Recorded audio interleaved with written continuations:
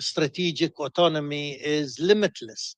You have to realize that it is bounded, and you have to be able to navigate and find ways of trying to, to You sort will of, have to sometimes take you positions. will have to take positions, you will have to perhaps back off sometimes, etc. But I think the overall uh, trajectory of the international system tells us, and I think we're seeing that these days, tells us that there are no permanent camps. Mhm. And as a result, why would you want to be part of a camp and suddenly find out that the goalposts have changed? So I think that is also, realpolitik in many ways. But, I mean, at times, of course, it'll be difficult to navigate. But I think the overall results are having a more effective foreign policy. Dr. Gargash, um, the Middle East is again, in many ways, looking for uh, some form of a solution, some form of a pathway for the future, and it's a journey. All, I mean, it's good to say it's a journey, it's a process, but we are looking for something to change there. In your view, in your assessment, as one of the tallest leaders of that region, what can the world expect in the days ahead in terms of finding something that is durable and sustainable, and where all stakeholders have an interest in in in maintaining it? Well, I think the first thing is that the Middle East has gone through, in the past year plus, the Middle East has gone through what is essentially a geostrategic earthquake. And as a result, we need to absorb really what are these lessons. And I think in many areas, we should not jump to be engaged with various developments, but at the same time, not take very clear cut positions in a very fluid situation. Mhm. I think everything we need to do, because also of the nature of this geostrategic earthquake, everything we do has to be de escalatory, and everything we have to do is more communication, and everything we have to do is make sure that we are engaged, that there are no vacuums. So clearly in various areas in the Middle East where war has really changed important realities, it is extremely important not to jump in and take a position, but be engaged, find out what's going on, etc.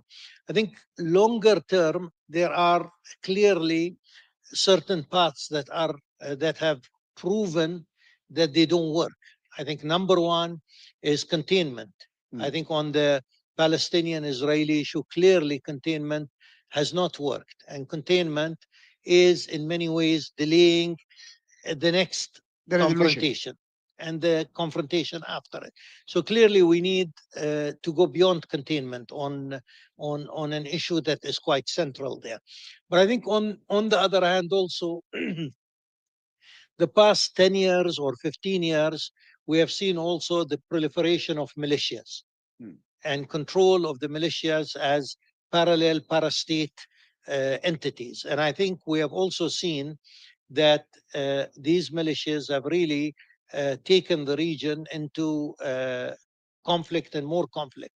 So clearly, also working on the state system is extremely important, because states have more, in my opinion, calculations when it comes to taking lightly the issue of war and peace. So that I think is important.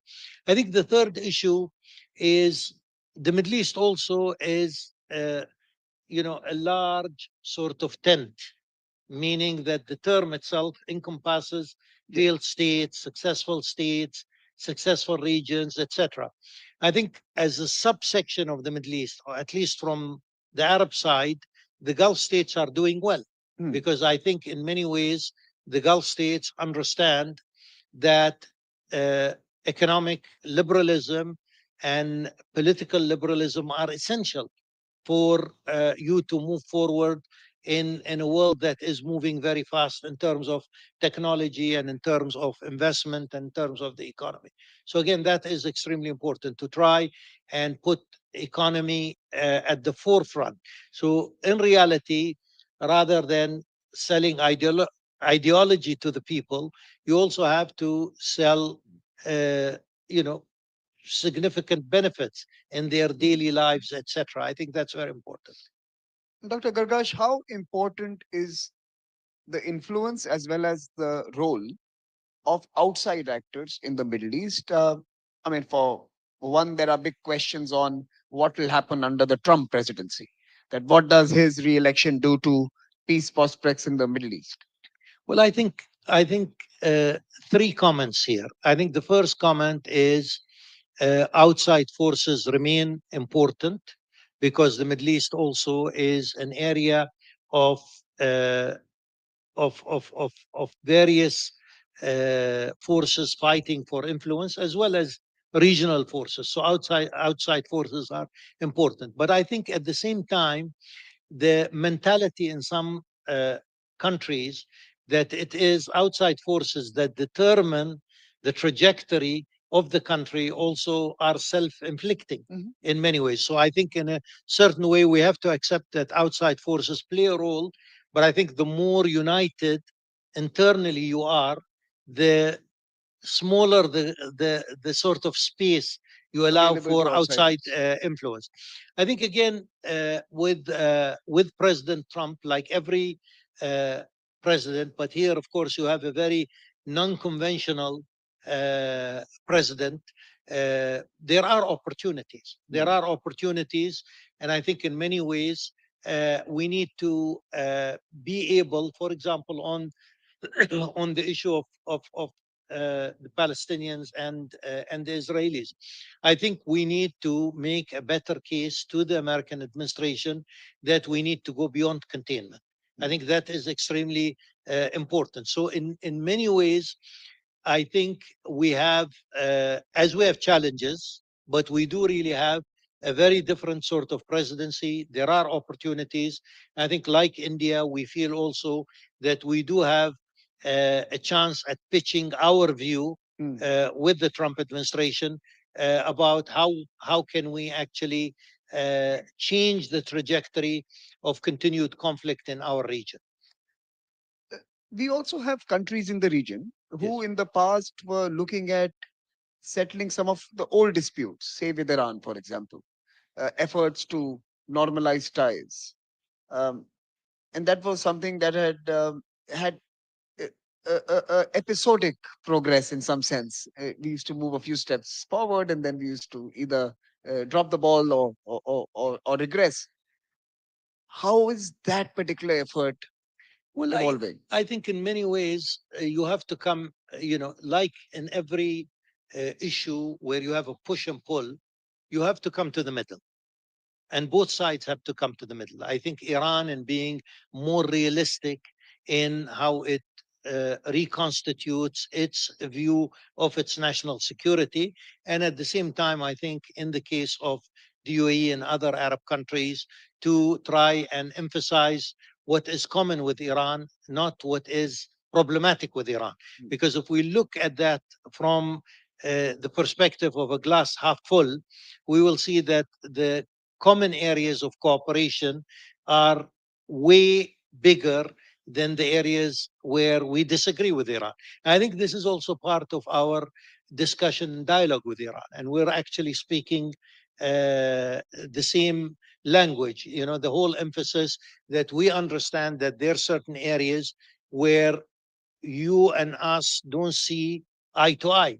But there are so many more areas where we do see eye to eye. Let's work on these areas where we do see eye to eye, and hope that the sort of confidence Mhm. building that comes out of from that spills over into areas where we don't see eye to eye.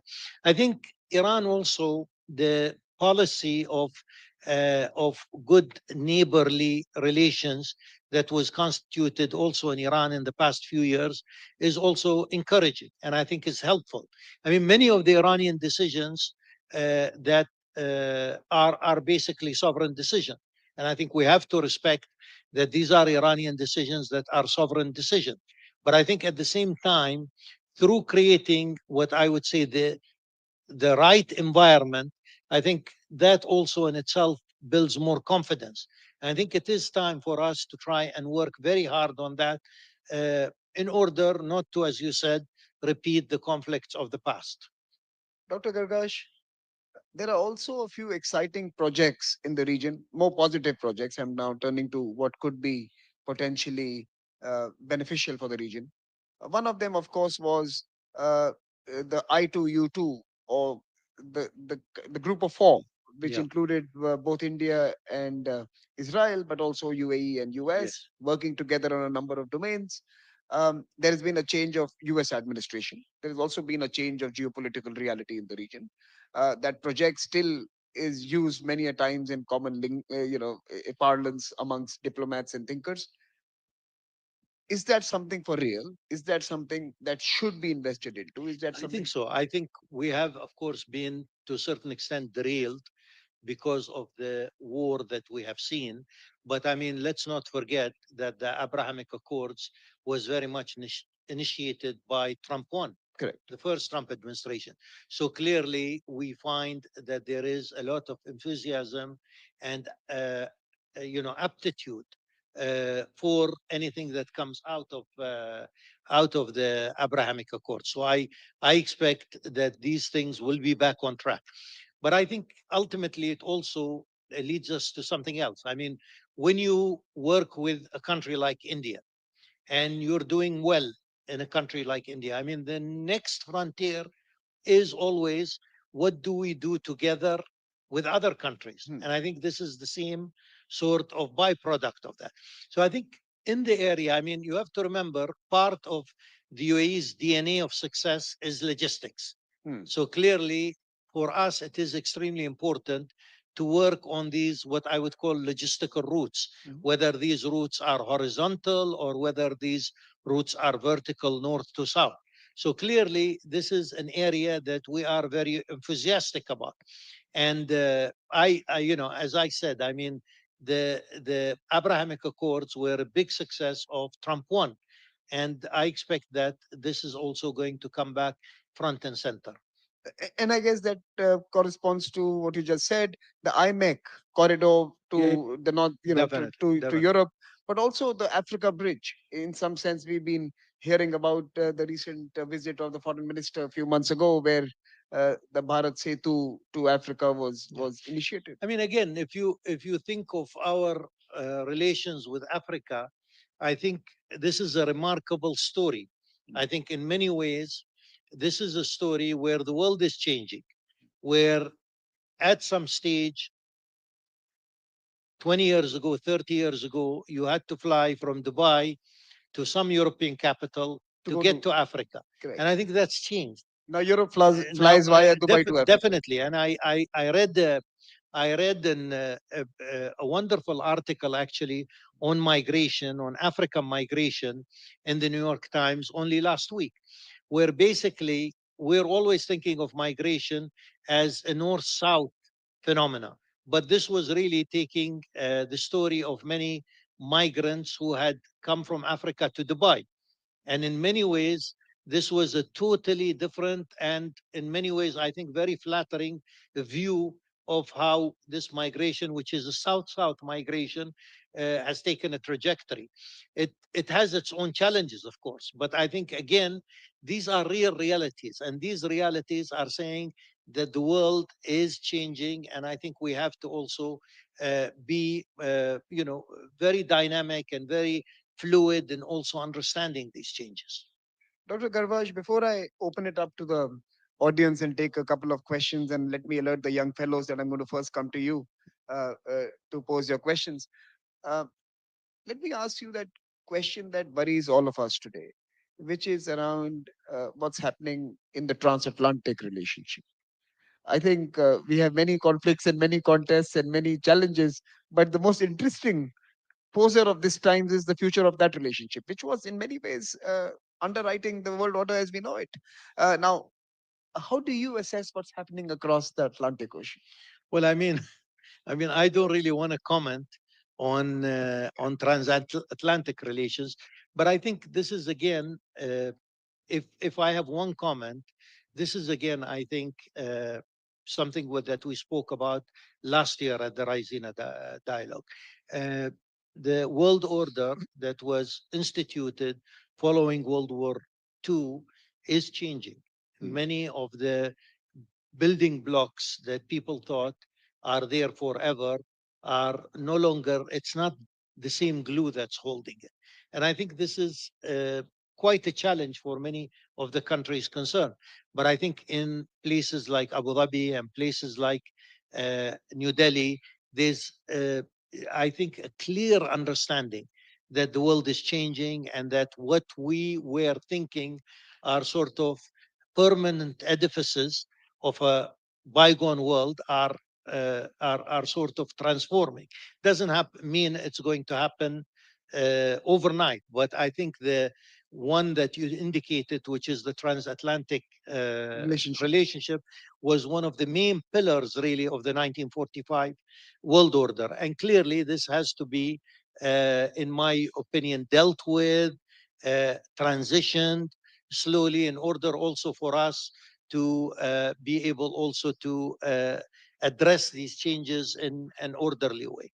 One of my friends from the African continent was suggesting we should send a conciliation, group of elders from the global south to solve their problems. But can I turn to the young fellows? Can you walk to the mic? And can I ask others who want to pose questions to stand in front of one of those mics, and I'll come to you. But go ahead. Please introduce yourself briefly and pose the question. Is it on? Yeah. Hello, thank you very much. I'm Christopher El Khouri. I'm from Lebanon, but I live in Italy. My question is regarding the here. My question regards the earthquake that happened in the Middle East that you just mentioned. I totally believe it is an earthquake, not the first in the past years. The thing is that all the development that we are seeing in the Middle East are mainly shaped or by international powers or by regional ones, but there are not Arab states. We think about Turkey, Israel, Iran. My question is, when will Arab states build a framework to engage in the region and shaping their own destiny and the region? What is the role of the GCC in doing so? And from where to start? Where is Egypt in all this? Where is the Arab League? Thank you. Well, again, I mean, I think number one is we have to start with the. I mean, in many ways, the war, the wars in the region, in many ways, were partly the work also of various militias. And I think to start with, it's extremely important to strengthen the the the state, the nation state itself.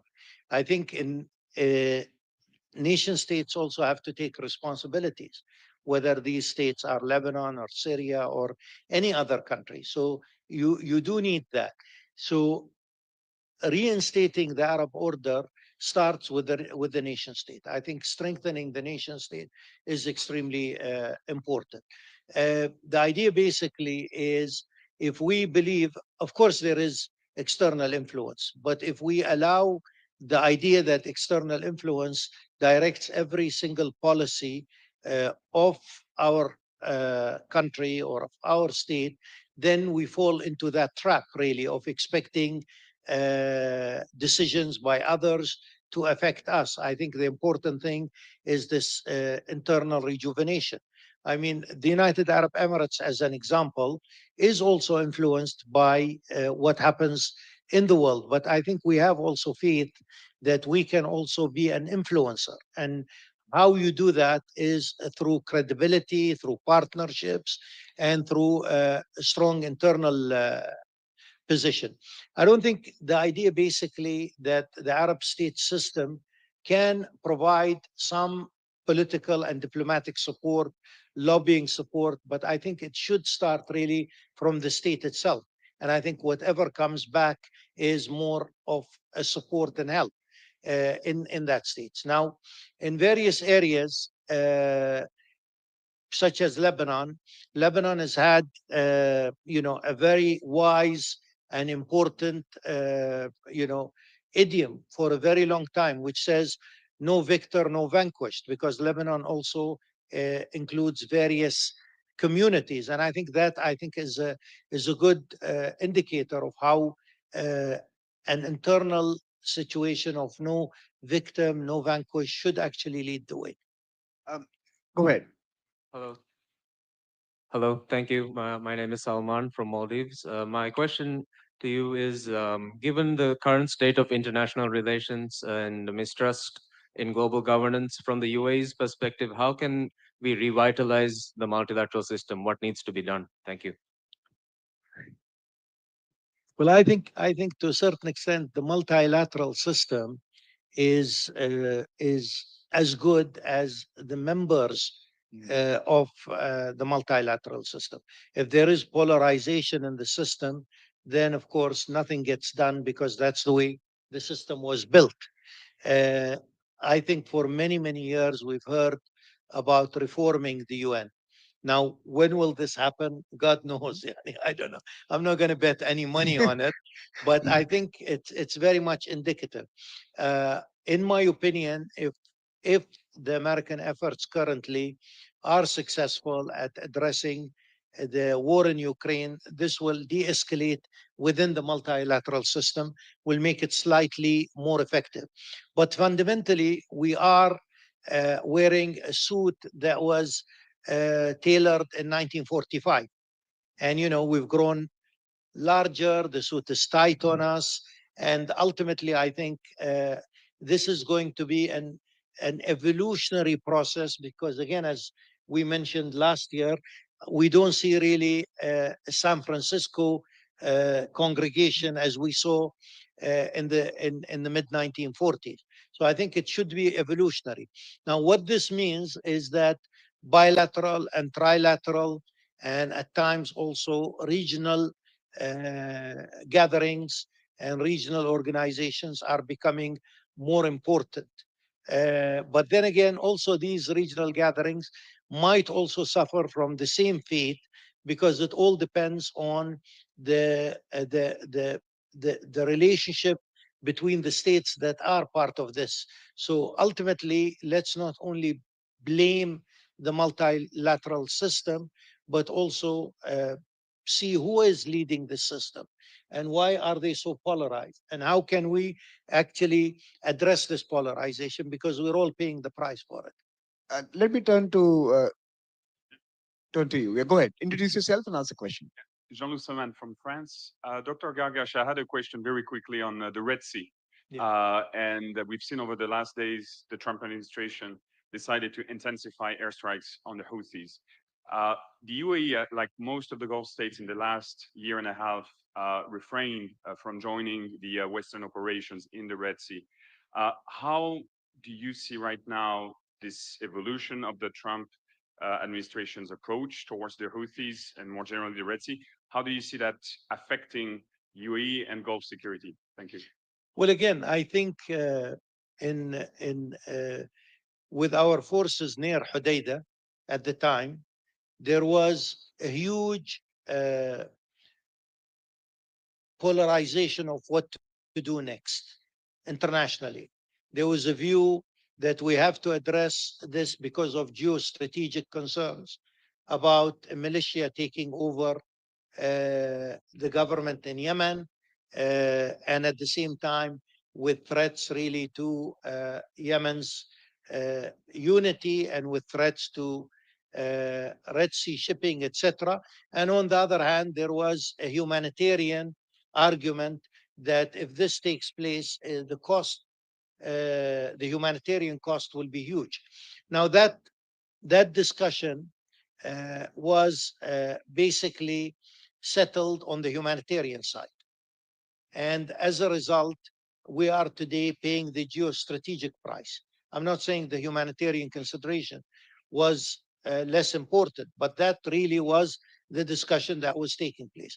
So as a result, Houthi rule became more pronounced in Yemen. As a result, we are seeing these threats on the Red Sea. As a result, we are seeing also Houthi involvement in the war in Gaza.